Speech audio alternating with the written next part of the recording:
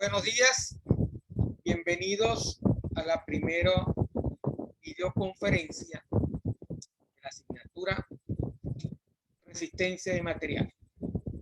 Específicamente, tema 1, propiedades mecánicas de los materiales. Estas videoconferencias las vamos a realizar todos los viernes en la mañana a las 10 de la mañana y tendrán una duración de 45 minutos. 40 a 45 minutos, dependiendo del tema que estemos tratando. Vamos a tratar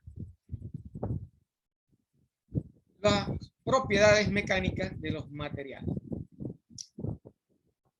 Recuerden que toda la teoría del tema 1 está cargada ya en la plataforma Saya, en el aula de resistencia de materiales. Vamos a ver la teoría y tratar de ver unos ejercicios. También la parte de esfuerzo. La primera actividad evaluativa se llevará a cabo el 31 de octubre. ¿Okay? Ya será cargada en la plataforma para que ustedes la resuelvan. Ok, vamos a ver, a dividir la pantalla para comenzar la videoconferencia.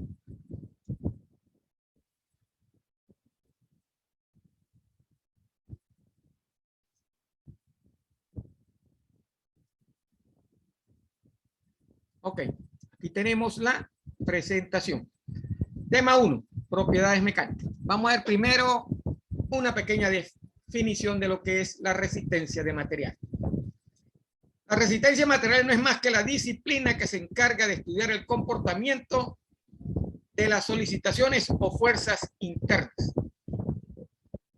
En ingeniería, a las fuerzas que afectan externas o internas se le denominan solicitaciones. ¿Ok? Y adicionalmente se encarga también, como recibe fuerzas externas y provoca fuerzas internas, esto va a generar también deformación. Si el material no tiene la capacidad suficiente de soportar la fuerza, se va a deformar. ¿Ok? Entonces, todos los cuerpos están sometidos a cargas exteriores.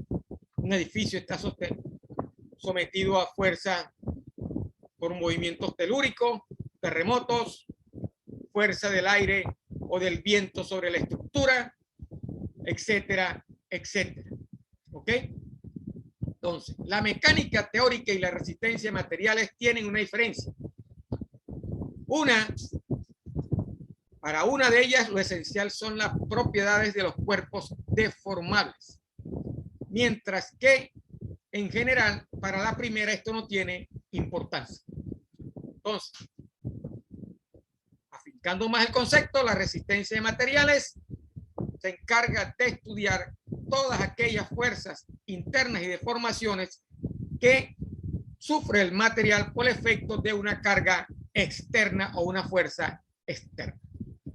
Entonces, ¿cuál es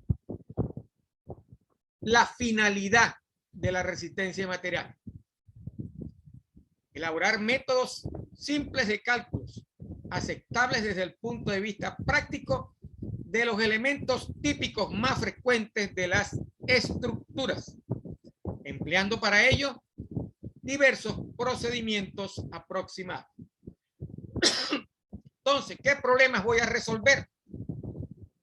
Voy a resolver problemas de dimensionamiento en las estructuras y de verificación de que lo que yo he calculado cumpla con las exigencias para el cual fueron diseñados.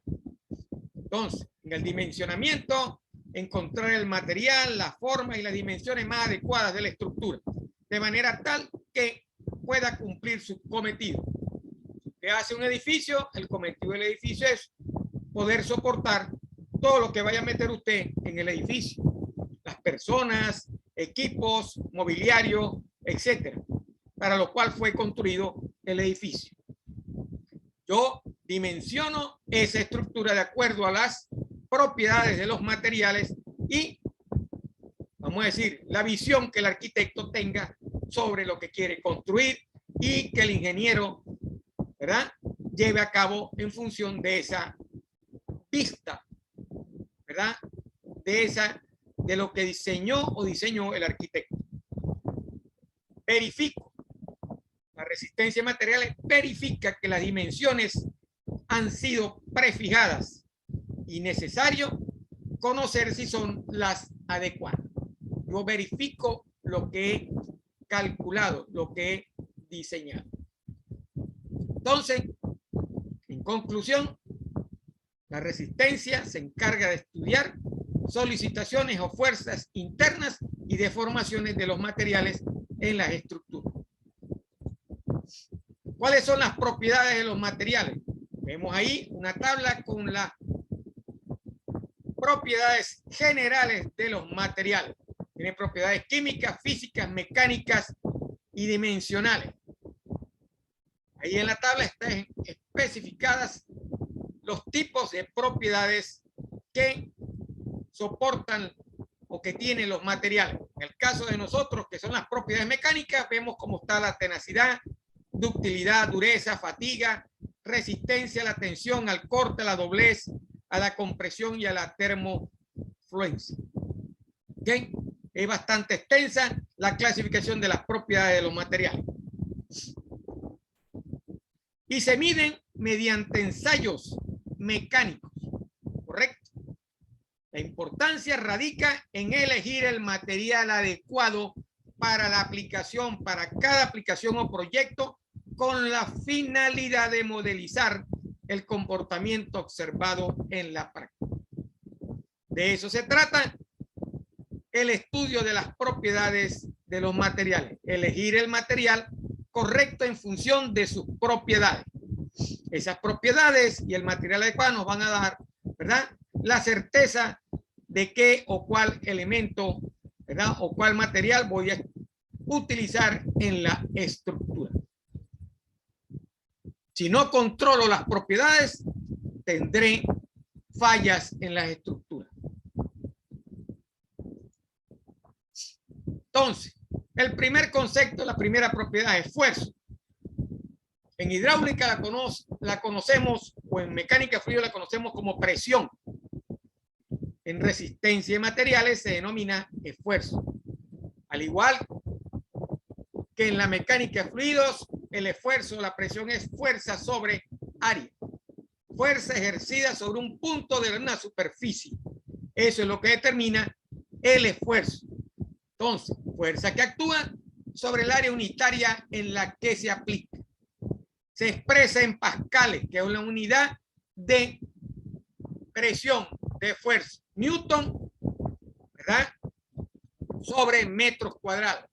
El Newton, que es la fuerza, y el área que viene expresada en metros cuadrados, esa unidad se denomina pascal. ¿Ok? Ahí tenemos una gráfica donde nosotros aplicamos una fuerza sobre un punto.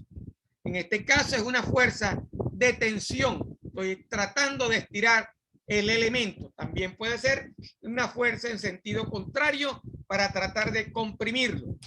Eso genera un esfuerzo que viene, ¿verdad?, de resistencia del material hacia la fuerza que estoy aplicando. Entonces, esfuerzo no es más que fuerza uniaxial entre el área original de la sección transversal del material. La unidad es el pascal, que es Newton sobre metro cuadrado. En el sistema internacional, en el sistema inglés, el esfuerzo viene expresado en libra fuerza sobre pulgada al cuadrado y se denomina PSI, pound por inch, libras por pulgadas. Cuando aplicamos un esfuerzo sobre un material, si el material no resiste el esfuerzo, va a sufrir lo que se conoce como una deformación. ¿Correcto? Vamos a ver que el material sufre una deformación unitaria que se simboliza con la letra eta, que es una letra del alfabeto griego. Entonces, ¿qué es la deformación unitaria? Es el cambio de la dimensión por unidad de longitud. Claro. ¿Por qué? Porque lo que se va a afectar es la longitud del material. Vamos a ponerlo más fácil. Cuando usted aprieta una goma, la goma se deforma y cambia de longitud, cambia de tamaño, se ve afectada en su longitud. Si usted agarra una liga y la estira, la liga cambia en longitud, se deforma plásticamente, elásticamente, ¿correcto? Entonces, existe una deformación elástica, que es una deformación restaurable debido a un esfuerzo aplicado. ¿Qué quiere decir que es restaurable? Que vuelve a su posición original. La liga. Usted estira una liga y la suelta y vuelve a su posición original. ¿Correcto? Las barras de acero que se prueban en la máquina universal se estiran después que pasan, como lo vamos a ver, el punto elástico y entran a la zona plástica, no vuelven a tomar su forma original. ¿Correcto? Entonces, deformación no es más que el cambio en la longitud final con respecto a la original.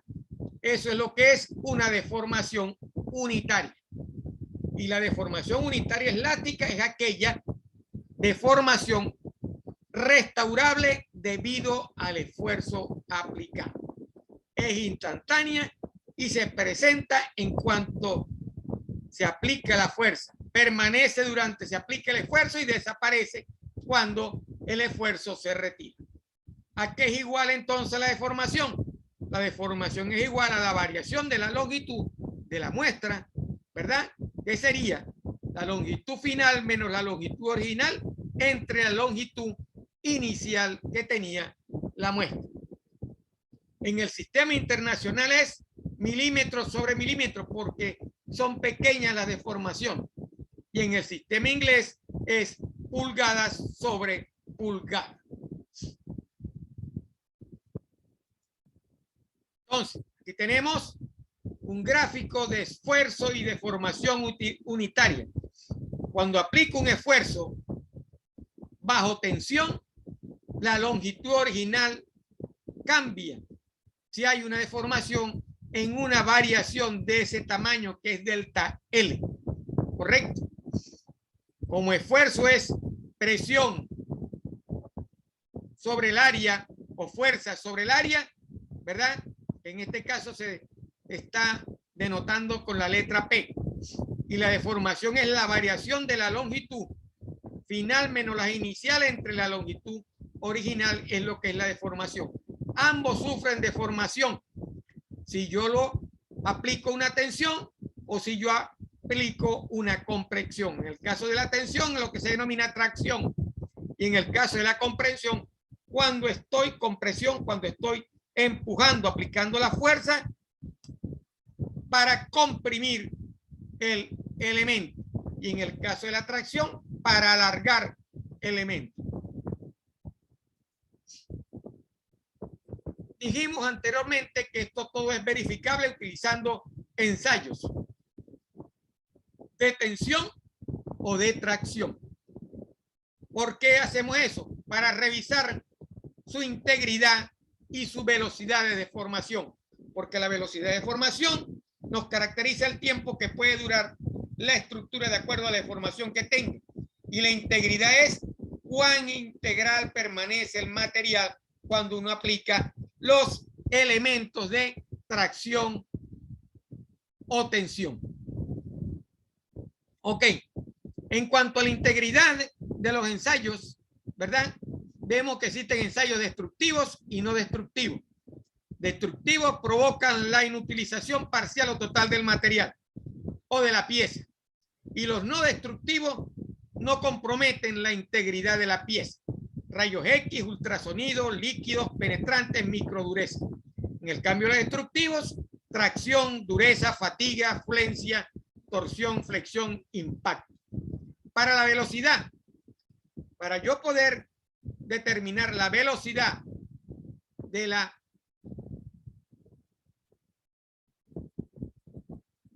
deformación, ¿verdad? Tenemos ensayos estáticos, dinámicos y con cargas constantes. Estáticos, una carga aplicada lentamente, tracción, compresión, flexión y dureza. Se hace con esa para ver cómo va cambiando poco a poco la deformación del elemento. Dinámicos. Cargas aplicadas lentamente de forma cíclica. ¿Okay? Fatiga e impacto. Golpeo, vuelvo a golpear y así voy determinando cómo es la deformación. Y de una carga constante. Se aplica una carga durante un largo periodo. Sobre una máquina universal, coloco la pieza y la voy estirando o la voy comprimiendo poco a poco durante un lapso de tiempo para ver en qué momento va a fallar el material. Aquí tenemos una lámina que muestra los tipos de ensayos de tensión o tracción, ¿verdad? En el primero tenemos tracción, en el segundo compresión, el de cizalla y el de torsión. Como ven en el torsión, aplico un torque que lo que hace es como si usted estuviera tratando de romperlo dándole vuelta al material, ¿verdad? Como cuando usted exprime con la mano una ropa. Ese es el proceso de torsión, ¿verdad? A veces lo combinamos con torsión, compresión o tracción. Y el de cizalla es cortar el material, ¿verdad? Tratar de cortar, de cizallar el material. Ensayo de tracción directa. Son pruebas o test donde se somete el material a una carga de tracción creciente que promueve una deformación progresiva y aumenta la longitud con la finalidad de medir la resistencia de un material a una fuerza estática o aplicada lentamente. Cuando usted construye un edificio, usted construye el edificio y ese edificio lo va a montar sobre unas bases. Esas bases tienen que tener unas especificaciones para soportar todo el peso de la estructura sobre la base, ¿verdad? ¿Para qué yo hago esta prueba? Esta prueba se hace para verificar que el cemento o el acero que estoy utilizando para la base pueda resistir por un largo periodo de tiempo y no se deforme. Soporte todo el peso de la estructura, mobiliario, personas, equipos que vayan a ser incluidos dentro de la estructura. Esta prueba de tracción directa me permite conocer qué tan resistente es el material a una cantidad de esfuerzo que estoy sometiendo la estructura. Toda la estructura genera un esfuerzo sobre la base. Esa base, si es de acero o es de concreto, debe cumplir con unas características y unas especificaciones tal que pueda soportar toda la estructura. ¿Ok? ¿Dónde se realiza este esfuerzo? O mejor dicho, ¿dónde se realiza esta prueba? Se realiza en una máquina universal de ensayo, ¿verdad? Y con los datos que genera esta prueba, yo voy a construir un diagrama muy importante para la ingeniería civil y para la resistencia de materiales, que es el diagrama de esfuerzo de formación. Esto es lo que vale dinero dentro de la empresa. Dentro de un proyecto, esto es lo que salva el dinero del proyecto. Porque de acuerdo a esta prueba, usted sabrá cuál es el material, cuáles son las especificaciones que debe tener el material que va usted a vaciar en la base para poder soportar toda la estructura, todo el esfuerzo de la estructura y que la estructura no se vaya a caer y vaya a fracturar o se vaya a deformar. ¿Ok? Entonces, ¿cuál es la idea de esta prueba? Conocer el comportamiento elástico y conocer el comportamiento plástico.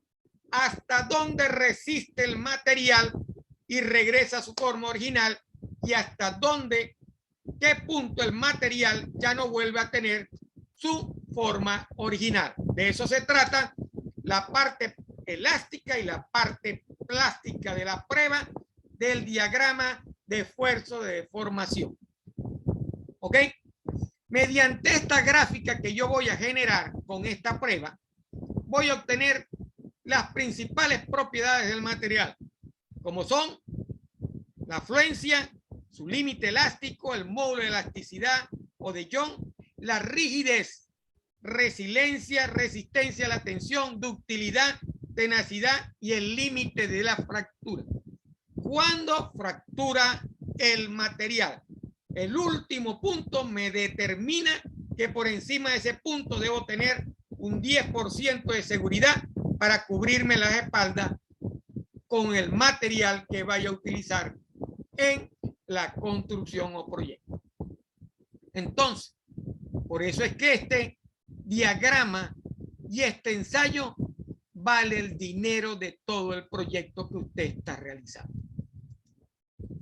Aquí tenemos una vista, un esquema de lo que es la máquina universal de ensayo y las probetas de acero o de cemento que se prueban en la máquina universal.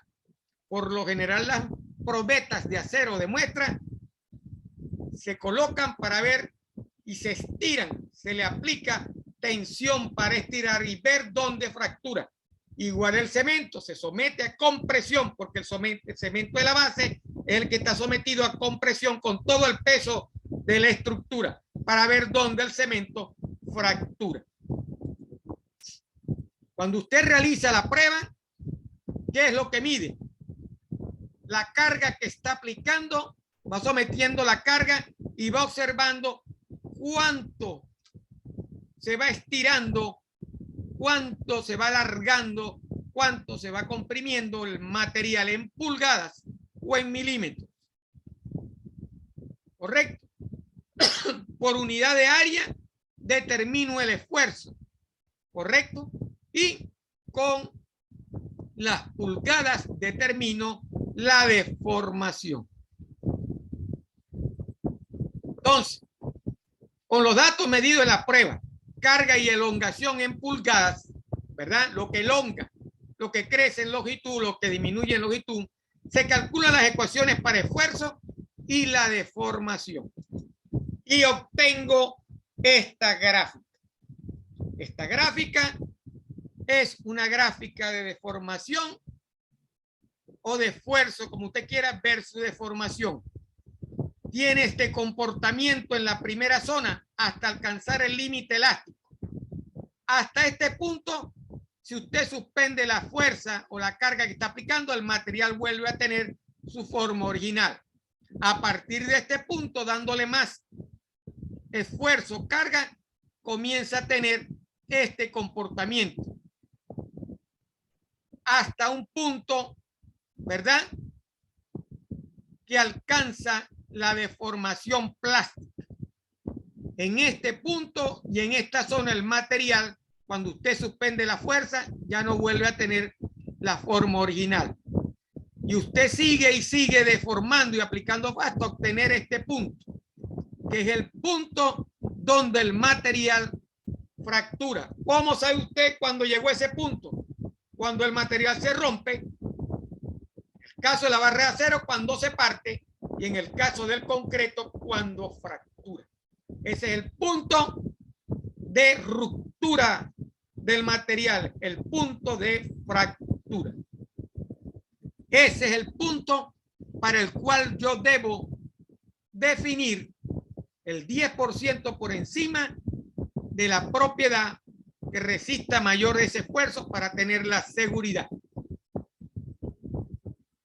Esta prueba se debe hacer siempre.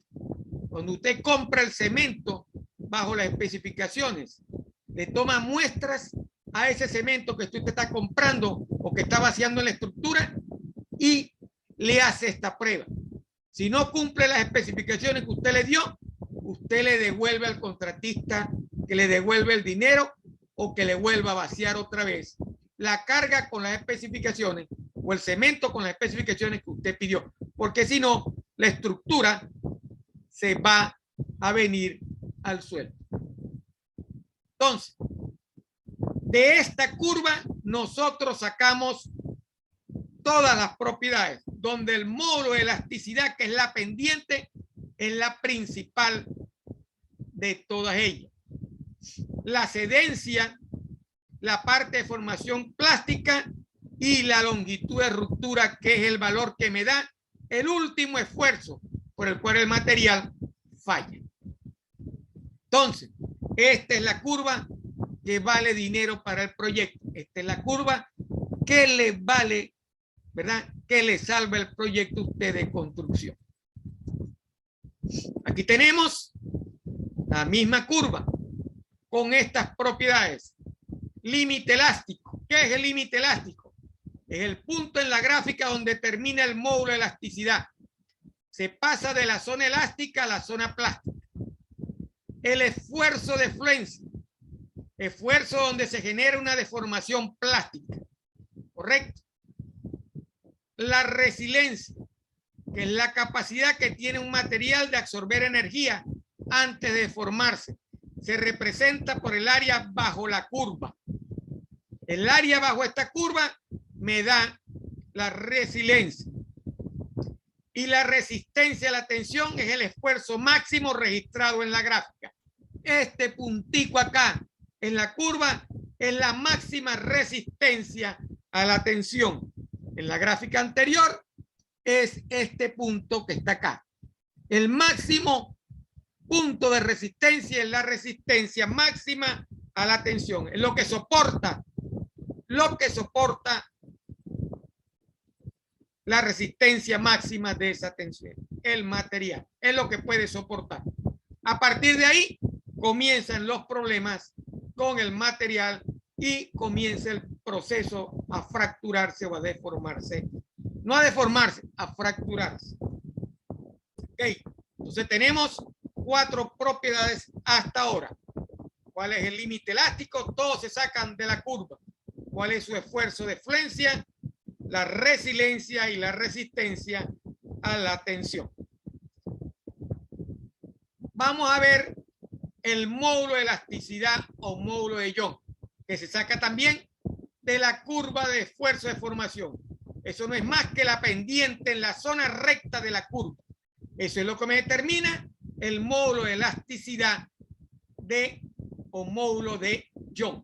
Se determina en esta parte recta de la curva, en esta parte recta de la curva, en esta parte recta de la curva.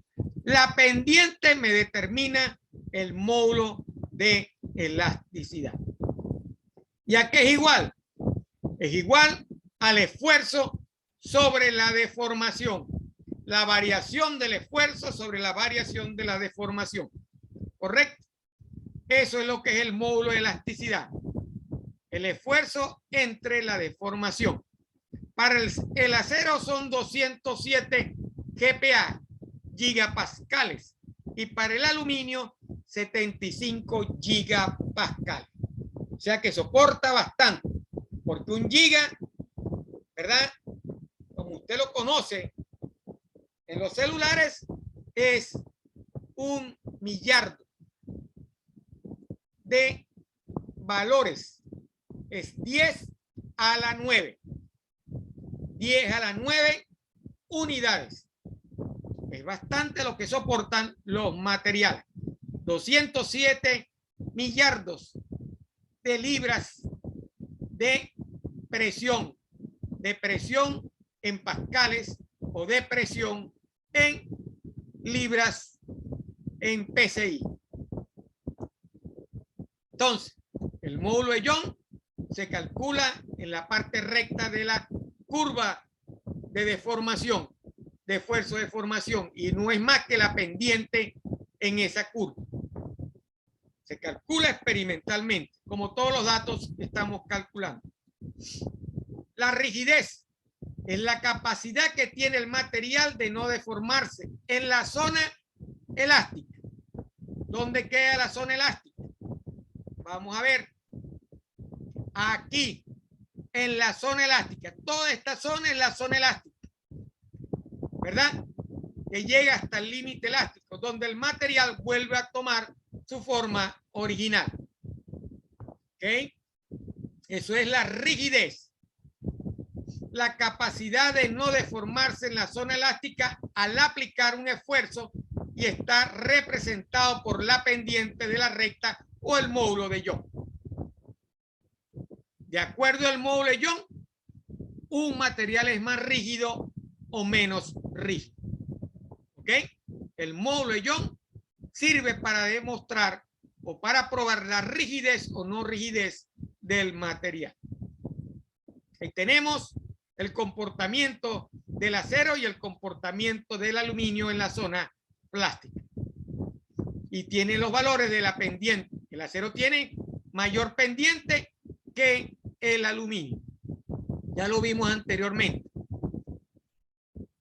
207 GPa para el acero, 75 GPa para el aluminio. Tenacidad. La tenacidad no es más que la energía por unidad de volumen que puede absorber un material antes de romperse. Se representa por el área total bajo la curva. Toda la curva, el área bajo la curva. Y no es más que la integral desde el origen hasta el punto final del esfuerzo por unidad de deformación. Ductilidad, la capacidad que tiene un material para deformarse plásticamente antes de fracturar. Entonces, en el punto donde fractura, trazo una paralela a la recta que me da la pendiente de la curva. La distancia desde aquí hasta acá es lo que me determina la ductibilidad. Y el área bajo toda esta curva es lo que me determina la tenacidad. ¿Cómo la calculo? Con la integral del esfuerzo por la unidad de deformación. ¿Correcto? O es similar al esfuerzo en Y más el esfuerzo en U dividido entre 2. Es un promedio prácticamente lo que está en el cálculo de la tenacidad. Entonces, tenacidad es la energía por unidad de volumen que puede absorber el material. Y la ductibilidad es la capacidad que tiene el material para deformarse plásticamente. En la curva se calcula trazando una paralela a la recta de esfuerzo y la distancia que hay de aquí hasta acá me determina la ductibilidad en megapascal, ¿correcto? En millones de libras, igual que la tenacidad en millones de libras. Perdón, de presión. Millones de presiones de Pascal en el sistema internacional, millones de presión de Pascal en el sistema. No, perdón, millón no. Mega, miles. Megapascales, mil. M es 1000 pascal, M pascal. ¿Ok? Megapascales. Eso es la unidad de presión. Ok. Aquí tenemos una gráfica donde muestra cómo es la deformación del acero a medida que va aplicándose el esfuerzo a un punto donde ya se parte. Aquí tenemos una foto de una probeta de acero y cómo se partió el acero. Diferentes formas de fractura. Una fractura dúctil y una fractura frágil. Aquí hubo un alargamiento más pronunciado. Aquí fue de improviso la fractura que se originó. Porque el material es muy frágil y el material es dúctil. Este material se puede moldear mejor que este, a diferencia de este. Coeficiente de Poisson. Cuando usted somete una barra a un esfuerzo axial, además de experimentar la deformación en la dirección de la fuerza, también experimenta una deformación en las direcciones normales a ella. ¿Ok? Entonces, ¿a qué es igual el coeficiente de Poisson? El coeficiente de Poisson es igual a mu, a la deformación, ¿verdad? En T, que es la deformación que sufre el área, dividido entre la deformación que sufre en longitud. Entonces, tenemos una deformación a lo largo del material y tenemos una deformación en el área transversal del material. El cociente entre la deformación del área transversal entre la deformación de la longitudinal me da el coeficiente de Poisson o módulo de Poisson. Este varía entre 0,25 y 0,33. En cualquier caso, es menor que 0,50. Entonces, el coeficiente de fusión de Poisson se origina cuando usted deforma en forma longitudinal por la aplicación de la fuerza, pero el elemento también sufre una deformación en el área transversal. Ese coeficiente mide las dos deformaciones, la deformación longitudinal y la deformación de área del material, y no es más que mu dividido, ¿verdad?, negativo de la deformación del área entre la deformación de la longitud.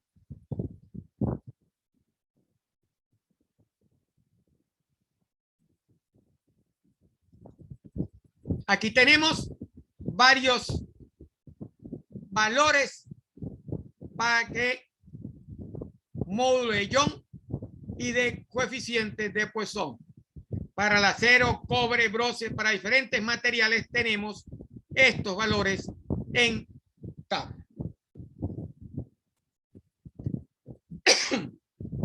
Vamos a ver la definición de falla.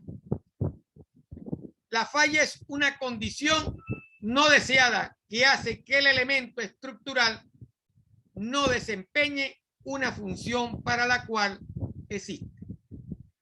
La falla estructural no es tan precisa como podemos imaginar y se refiere más que todo a un colapso en el cual la estructura se rompe a pedazos. Cuando una estructura se rompe a pedazos, ha ocurrido una falla. El material falló. XY condiciones. No tiene el elemento, se aplicó mayor esfuerzo, se descuidó el ingeniero en el cálculo, etcétera, etcétera. No necesariamente significa que hay un colapso total, pero también puede aplicarse a la limitación que tiene el material. ¿Ok? Entonces, ¿qué es una falla? Una condición que no se desea, donde el material de la estructura colapsa y se rompe en la mayoría de los casos o alcanza ya, ¿verdad?, una limitación. Eso es lo que es una falla. Mecanismo. En el proceso, es el proceso secuencia que ocurre en el elemento estructural cuando falla. Ejemplo, por mecanismo de pandeo. ¿Cómo ocurre la falla? Porque se pandeó, porque se fracturó. Modo de falla. La configuración geométrica que tiene la falla, que adopta el elemento cuando falla. Causa que origina la falla. Se inició de un modo. ¿Por qué se inició? Deficiencias en el sistema estructural. No se tomó el espesor necesario. La estructura no pudo soportar los vientos fuertes, etcétera, etcétera. Hubo un terremoto. Fuentes de las causas de la falla. En la acción humana, parte del diseño, la construcción, el mantenimiento de la operación fue deficiente. Por eso originó, esas fuentes originan la falla. No se calculó bien toda la estructura o la parte de la estructura y falló. Cuando una pared falla o se rompe es porque no calculó bien o la mezcla de cemento que utilizó no fue la más adecuada. Eso es un problema de diseño del material. ¿Quiénes son los responsables? Alguien tomó una decisión equivocada. Hubo un terremoto. No diseñaron el edificio para una zona donde había terremoto. La empresa decidió disminuir el espesor debido a que suponía que eso no iba a pasar. Razones detrás de malas decisiones. apunta a una acción personal, falta de experiencia, negligencia, falta de conocimiento. ¿Cuál es el parámetro crítico? El indicador asociado a la falla. Se usan indicadores para medir tensión, deformación, desplazamiento. Ejemplo, carga crítica de pandeo, número de ciclos de la fatiga. Criterio de falla. Permite predecir el modo de la falla. Si usted está haciendo bien un diseño de la estructura, usted puede, de acuerdo a lo que hemos visto anteriormente, decir cuándo va a ocurrir la falla. Determina, predecir el momento en que puede fallar la estructura y puede originarse la falla. Criterios de plasticidad de von Mises, criterios energéticos de estabilidad. Modos de falla frecuente en elementos estructurales. Los más frecuentes: plasticidad, fractura, fatiga, desplazamiento, trip y corrosión. Voy a parar aquí la presentación porque se me va a acabar el tiempo y vamos a continuar a las 11 de la mañana con la otra parte de la presentación y veremos algunos ejemplos. Entonces, ¿qué hemos visto hasta ahora? ¿Cuáles son las propiedades principales? ¿Para qué sirve la curva de esfuerzo de formación? ¿Qué beneficios traen al diseño de la estructura o del proyecto? Y vimos la definición general de lo que es resistencia de material. Estamos en la parte de falla. ¿Por qué ocurren las fallas? ¿Por qué se fractura el material? Y ahora vamos a ver cuáles son los modos de falla más frecuentes a continuación. Dentro de 15 minutos, ¿verdad? Paramos acá y seguimos dentro de 15 minutos. Nos volvemos a ver a las 11.